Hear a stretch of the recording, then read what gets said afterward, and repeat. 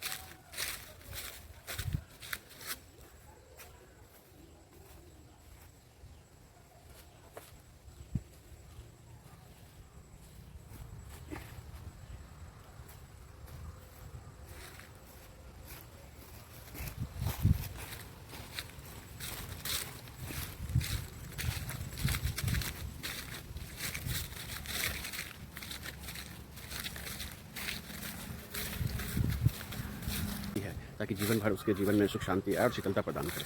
जैसे शाम का टाइम होता है, तो हम लोग जो है पेड़ पौधे को भी पार्टिकुलर आज के दिन, जुड़ शीतल का पर्व है, इसलिए पार्टिकुलर आज के दिन हम लोग उस पेड़ में भी हम लोग जो है उनको हम लोग बौड़ी भात जो कहते हैं मिथिलांचल में, वो बौड़ी भात पहले देते हैं और फिर उसके बाद जो है उसमें हम लोग जल भी देते हैं। आइए हम लोग देखते हैं और फिर हम उसके बारे में हम लोग देखेंगे। ये परंपरा बहुत लंबी चली आ रही है और इससे जो है पेड़ों को भी पानी की और खाने की आवश्यकता पड़ती है। प्रकृति ने ऐसा हम लोगों को बनाया है ताकि हम लोग भी उनके साथ काम करते हैं। ये जो है देख रहे हैं, आगे रोड है और ये जो है गाछी का है।